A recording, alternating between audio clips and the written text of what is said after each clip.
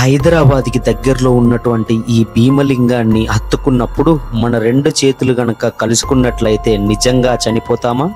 స్తంభం height water వచ్చినా కానీ ఆ శివలింగం ఎందుకు మునగట్లేదు?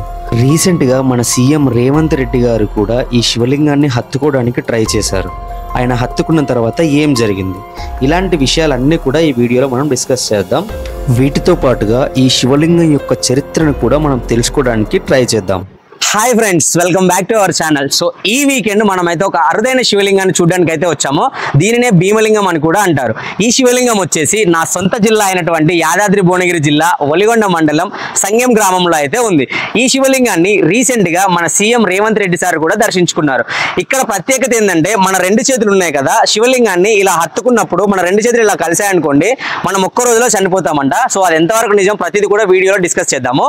అండ్ ఇంకోటి ఏంటంటే ఈ గ్రామంలో 3 నదులు అయితే కలుస్తాయి. మూసీ నది, పెద్దేరు, చిన్నేరు. సో ఈ 3 నదుల కలయికనే త్రివేణి సంగమం అంటారు కదా. సో దానికి ఈ గ్రామానికి సంగమం అనేది పేరు వచ్చింది. సో ఇదంతా కూడా మనము ఈ వీడియోలో ఇన్ డీటెయిల్ గా డిస్కస్ చేద్దాము. అంతకన్నా ముందు ఇంతవరకు మన ఛానల్ ఎవరైతే సబ్స్క్రైబ్ చేయలేదో ఫస్ట్ అయితే సబ్స్క్రైబ్ చేసుకోండి. అండ్ ఈ వీడియోని లాస్ట్ వరకు చూసి ఒక చిన్న లైక్ అయితే చేయండి. సో సోది లేకుండా let's get into the video. ఇక్కడ నుంచి మీకు మొత్తం ఒక ఓవరాల్ వ్యూ అయితే చూపిస్తాను చూడండి, చాలా అద్భుతంగా ఉంటుంది. అండ్ ఈ వ్యూ చూసిన తర్వాత మనం అయితే ఆ శివుడి దగ్గరికి అంటే ఆ భీమలింగం దగ్గరికి అయితే వెళ్ళిపోదాము.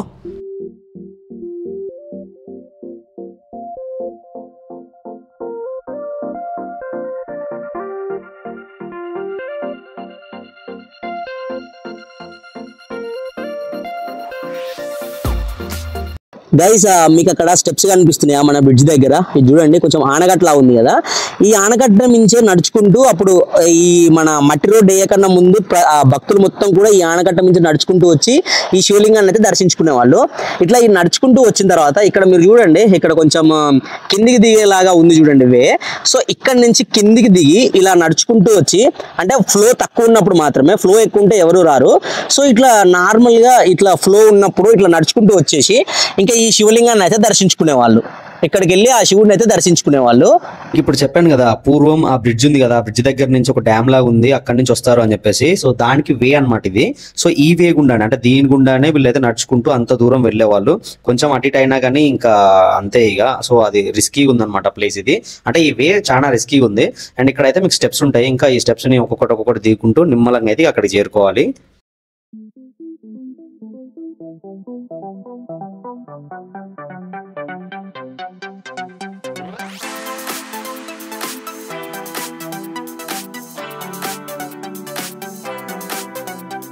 గైస్, మీరు ఇక్కడ చూసుకున్నట్లయితే ఈ పిల్లర్ ఒకటి కింద పడింది చూడండి. ఈ శివుడికి లెఫ్ట్ సైడ్ లో ఒక పిల్లర్ కింద పడింది, రైట్ సైడ్ లో ఒక పిల్లర్ కింద పడింది.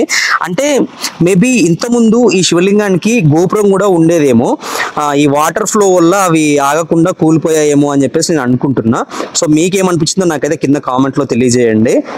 అండ్ కింద పడిపోయింది కదా ఈ పిల్లర్. అండ్ ఈ పిల్లర్ పక్కన చూసుకుంటే మనకు ఒక రాయి పైన విగ్రహాలు అయితే చెక్కున్నాయి చూడండి. సో ఇక్కడ గణపతి విగ్రహము, ఇంకా శివుడి విగ్రహం అయితే ఉంది. అంటే ఇక్కడ రాయి పైన అయితే చెక్కారు. అండ్ ఇక్కడ వీళ్ళు పూజలు కూడా చేశారు. అండ్ ఈ రాయి చూడడానికి కొంచెము నాగపాం పడగలాగా కూడా ఉంది చూడండి మీరు చూసుకుంటే.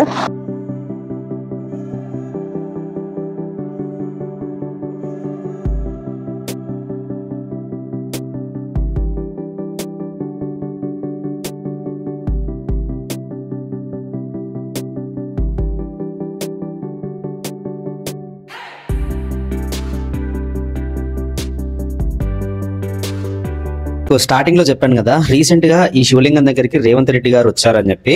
ఆయన వచ్చారు కాబట్టి, అంటే ఆయన వస్తున్నారు, ఈ శివుని దర్శించుకుంటారు కాబట్టి రోడ్డు అయితే వేశారు. నార్మల్ మంచి రోడ్డు అయితే వేసారు అనమాట. ఆ రోడ్డు వేసినప్పటి నుంచి ఇక్కడికి చాలా మంది జనాలు అయితే వస్తున్నారు, మీరు చూసుకోవచ్చు. అండ్ ఇక్కడ వచ్చిన ప్రతి ఒక్కరు కూడా ఆ శివలింగాన్ని అయితే హత్తుకుంటున్నారు. నేను మీకు స్టార్టింగ్ లో ఒకటి చెప్పాను చూడండి, ఇక్కడ ప్రజలు ఆ శివలింగాన్ని హత్తుకున్నప్పుడు చేతులు కలిస్తే చనిపోతారా అని చెప్పేసి.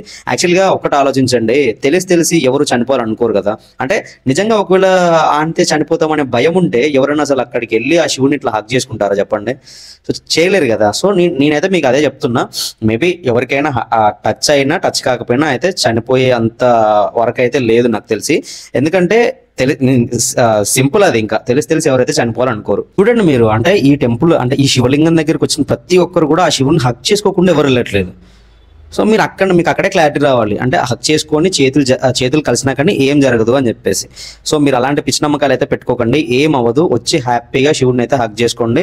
సో మీ బాధలన్నీ తీరిపోతాయి, అంటే బాధలన్నీ తీరిపోతాయి అని చెప్పాను కాబట్టి మీరు ఇక్కడికి వచ్చి శివుడిని హక్ చేసుకొని దాని తర్వాత నా కింద కామెంట్ చేయకండి, బ్రో నేను హక్ చేసుకున్నాను వెళ్ళి దేవుడిని కన్నా బాధలేం తీరలేదు అని చెప్పేసి. సో దాని మీనింగ్ అది కాదు. మీకు ఒకవేళ ఏమన్నా మెంటల్ ప్రెషర్స్ కానీ టెన్షన్స్ కానీ ఏమన్నా ఉంటే దేవుడి దగ్గరికి ఏ దేవుడి టెంపుల్కి అయినా వెళ్ళి ఒక 10 minutes ఒక 20 minutes మీరు ఆ టెంపుల్లో స్పెండ్ చేసినట్లయితే మీ బ్రెయిన్ రిలాక్స్ అయిపోతుంది. సో అంత పీస్ఫుల్ మైండ్ తోటి మళ్ళీ రీస్టార్ట్ అయితే అవ్వచ్చు. శివలింగం దగ్గరికి మీరు వచ్చి దర్శనం చేసుకోవాలంటే మన హైదరాబాద్ నుంచి ఫస్ట్ భువనగిరి చేరుకోవాల్సి ఉంటుంది. భువనగిరి నుంచి ఈ సంఘానికి, అంటే సంఘం అనే విలేజ్కి ఆటోస్ కానీ బస్సెస్ కానీ అవైలబుల్గా ఉంటాయి. కానీ బస్సెస్ వచ్చేసి టైం టు టైం అవైలబుల్ ఉంటాయి అనమాట. మార్నింగ్ ఒకటి, ఈవినింగ్ ఒకటి, అంటే కాలేజ్ టైమింగ్స్లో. అండ్ మీకు ఇంకా హైదరాబాద్ నుంచి డైరెక్ట్గా సంఘానికి బస్సెస్ అవైలబుల్ ఉండాలి అంటే దిల్సుఖ్ నగర్ నుంచి ఒలిగొండ బస్సెస్ అయితే అవైలబుల్గా ఉంటాయి. సో అవి కూడా టైం టు టైమే ఉంటాయి, అంటే రెగ్యులర్గా అయితే ఉండవు. సో దానికోసం మీరు ఖచ్చితంగా ఓన్ వెహికల్ అయితే ప్రిఫర్ చేయండి, అలా వచ్చి ఇలా వెళ్ళిపోవచ్చు ఏ టెన్షన్ లేకుండా. గైస్ ఇప్పుడు ఈ శివలింగం యొక్క చరిత్ర గురించి తెలుసుకున్నట్టయితే పూర్వం ఈ మూసీ నది చుట్టుపక్కల మొత్తం కూడా చిన్న చిన్న గ్రామాలు అయితే ఉన్నాయన్నమాట. సో ఎప్పుడైతే ఈ 3 నదులు ఒకే చోట కలుస్తున్నాయి కదా, ఇక్కడ ప్రవాహం అనేది చాలా ఎక్కువగా ఉన్నప్పుడు ఈ చుట్టుపక్కల ఉన్న గ్రామాలన్నీ కూడా మునిగిపోయి ఆస్తి నష్టం, పంట నష్టం, జన నష్టం మొత్తం కూడా కలిగాయి అనమాట. సో దానివల్ల ఈ చుట్టుపక్కల ఉన్నటువంటి అప్పుడు ఆ కాలంలో ఈ మూసీ నది చుట్టుపక్కల ఉన్నటువంటి ఋషులు మునులు ఈ 3 నదులు అయితే కలుస్తున్నాయి కదా, సో ఈ ప్రదేశానికి వచ్చి ఇక్కడైతే తపస్సు చేశారనమాట. సో ఆ తపస్సుకి ఫలితంగా అయితే ఈ శివుడు వాళ్ళకి ప్రత్యక్షమయ్యాడు. సో శివుడు ఎప్పుడైతే వాళ్ళకి ప్రత్యక్షమయ్యారో వాళ్ళుండి ఈ శివుడిని ఒక కోరిక కోరుతారు. అదేంటంటే, ఈశ్వర మేము ఈ 3 నదులు కలిసి ఈ ప్రవాహం చాలా ఉద్రిక్తంగా, అంటే చాలా ఎక్కువగా రావడం వల్ల మాకు ఆస్తి నష్టం, పంట నష్టం, జన నష్టం చాలా కలుగుతుందయ్యా అని అయితే మొరపెట్టుకుంటారు. సో దానికి ఫలితంగా ఈశ్వరుడు, సో నేనైతే ఇక్కడ కొలువు తీరుతాను, నేను ఇక్కడ ఉన్నంత కాలం మీ పంటలకు కానీ మీకు కానీ ఎటువంటి ఇబ్బంది అయితే కలగదు అని చెప్పేసి మాట అయితే ఇచ్చి ఈయన ఇక్కడైతే కొలువు తీరుతాడు. సో ఈ భీమలింగం అనే పేరు ఎలా వచ్చిందంటే, భీముడు అంతటి ఆకారంలో అయితే ఈ శివలింగం అయితే ఉంటుంది. సో దానికోసం అని చెప్పేసి ఈ లింగానికి భీమలింగం అనేది పేరు వచ్చింది. సో అంతేకాని భీముడు ప్రతిష్ఠించిన లింగం అయితే ఈ లింగం కాదు. సో ఈ లింగం స్వయంగా వెలిసిన లింగం.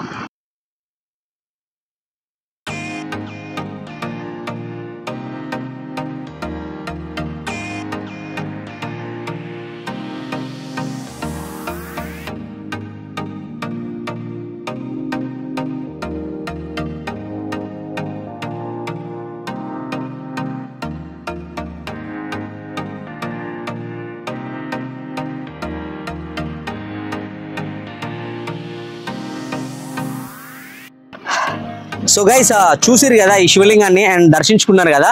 ఇంక ఇప్పుడు ఈ శివలింగం పక్కన మనకైతే పెద్దమ్మ తల్లి గుడి ఉంది అండ్ ఇంకొకటి శివాలయం కూడా ఉందన్నమాట. సో ఇప్పుడైతే మనం ఆ పెద్దమ్మ తల్లి గుడి దగ్గరికి వెళ్దాము. ఆ దేవిని దర్శించుకున్న తర్వాత మళ్ళీ శివాలయం దగ్గరికి అయితే వెళ్ళిపోదాము. పదండి వెళ్దాము.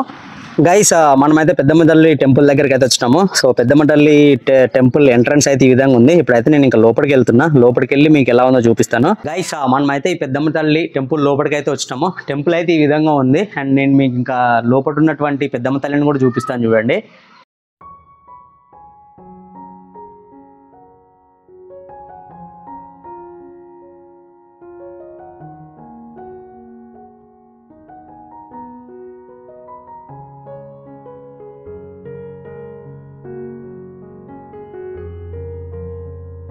చూసిరు కదా ఈ పెద్దమ్మ తల్లి టెంపుల్.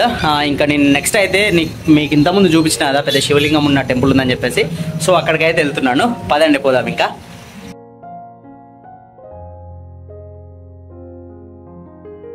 గైస్ మీకు చెప్పాను కదా పెద్ద శివలింగం ఉన్న టెంపుల్ దగ్గరికి వెళ్తామని చెప్పేసి. సో అదే ఈ టెంపుల్. సో టెంపుల్ చూడండి చాలా అద్భుతంగా ఉంది.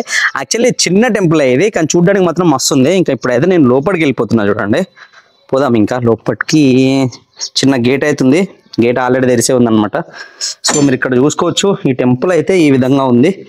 చిన్న టెంపులే కానీ ఇంకా ఇంత దూరం వచ్చాం కదా, సో ఒకసారి ఈ శివుడిని కూడా దర్శించుకొని వెళ్దామని చెప్పేసి అనుకున్నా. అండ్ ఇక్కడ చూడొచ్చు మీరు శివలింగము చాలా పెద్దగా ఉంది ఇది. అండ్ ఇంతకుముందు మనం చూసాం కదా భీమలింగము, సో సేమ్ అలానే ఉందన్నమాట ఈ శివలింగం కూడా. సో చూడండి మీరు, యాక్చువల్లీ నేను మీకు మొత్తం చూపించామని కానీ ఇగో ఇక్కడ తాళం వేసింది అనమాట. సో అందుకని ఇంకా ఇందులో నుంచి కిటికీ బొక్కల్లో నుంచి అయితే చూపిస్తున్నా. చూడండి చాలా అద్భుతంగా ఉంది శివలింగము. అండ్ మీకు ఇంకా ఆసక్తికరమైన విషయం ఇంకోటి ఏంటంటే, ఈ టెంపుల్ వచ్చేసి మొత్తం కూడా ఇది చూడండి పొలాల మధ్యలో అయితే ఉంటుంది అనమాట. చుట్టూ మీరు ఎక్కడ చూసినా మీ కనుచూపు మేరలో మొత్తం కూడా పొలాలే ఉంటాయి. సో చాలా అద్భుతంగా ఉంటుంది ఈ లొకేషన్ అయితే. చూడండి ఇట్ సైడ్ మొత్తం కూడా పొలాలు ఉన్నాయి కదా, అండ్ మధ్యలో రోడ్డు ఉంది, అండ్ అటు సైడ్ వచ్చేసి కాలువ ఉంటుంది అనమాట. కాలువ మళ్ళీ అటు సైడ్ ఇంకా పొలాలు అనమాట. సూపర్ ఉంటుంది ఈ లొకేషన్ అయితే. టెంపుల్ వచ్చేసి చాలా చిన్నది, కానీ లొకేషన్ మాత్రం చాలా సూపర్ గా ఉంది. ఖచ్చితంగా విజిట్ చేయండి. గైస్ చూసిరు కదా, ఈ వీడియో మీకు ఎలా అనిపించిందో నాకైతే కామెంట్ రూపంలో తెలియజేయండి. ఈ వీడియోలో మనం మొత్తం కూడా 3 ప్లేసెస్ అయితే కవర్ చేసాము. ఒకటి వచ్చేసి భీమలింగము, అండ్ నెక్స్ట్ వచ్చేసి పెద్దమ్మ తల్లి గుడి, అండ్ నెక్స్ట్ వచ్చేసి ఈ శివాలయము. సో 3 ప్లేసెస్ అయితే కవర్ చేశాను.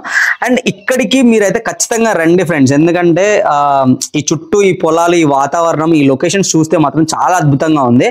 సో కంపల్సరీ మీరు వీకెండ్స్ లో కనుక విజిట్ చేస్తే మీరు కొంచెం ఫ్రెష్ గా ఫీల్ అవుతారు, కొంచెం రిలాక్స్డ్ గా ఫీల్ అవుతారు. నాకైతే అట్లా అనిపించింది. అండ్ నేను మీకు ఇంకొక సజెషన్ ఇవ్వాలనుకుంటుంది ఏంటి అంటే, వాటర్ బాటిల్ ఖచ్చితంగా క్యారీ చేయండి. ఎండలు మాత్రం సంపుతున్నాయి, ఎగరేసి కొడుతున్నాయి ఎండలు అయితే. సో చాలా దారుణంగా కొడుతున్నాయి. నేను వాటర్ బాటిల్ మర్చిపోయినా, ఇక్కడ చుట్టుపక్కల ఎక్కడ తాగడానికి కూడా వాటర్ లేవు. మీకు అక్కడ వాటర్ కనిపిస్తలే కానీ ఇంకా అది మూసి నది, మనం ఇంకా తాగలేం కాబట్టి చెప్తున్నా. అండ్ ఇక్కడ కాలువ కూడా ఉంది, ఆ కాలువలో కూడా మనం దిగలేము, తాగలేము. సో కంపల్సరీగా వాటర్ బాటిల్ అయితే ఖచ్చితంగా క్యారీ చేయండి. ఎండలు మాత్రం సంపుతున్నాయి, ఇంకా దానికి మాత్రం ఇంకా నో డౌట్. సో మీరు బయటకు వస్తే మీకు అర్థమవుతుంది, ఎండలు మాత్రం బీభత్సంగా ఉన్నాయి. సో ఇంకా ఈ వీడియోకి అయితే ఇంతే. ఈ వీడియో మీకు ఎలా అనిపించింది? మీకు ఒకవేళ నచ్చితే కనుక లైక్ చేయండి. అండ్ ఈ వీకెండ్ ఎవరితో అయితే వద్దాం అనుకుంటున్నారో వాళ్ళకి కొంచెం షేర్ చేయొచ్చు కదా, షేర్ చేసి మన ఛానల్ సబ్స్క్రైబ్ చేయొచ్చు కదా. నాకు తెలుసు నువ్వు సబ్స్క్రైబ్ చేస్తావు, మంచోడే. చేయి please. Bye. And next weekend ఇంకొక మంచి వీడియోతో ఖచ్చితంగా కలుద్దాం. బాయ్.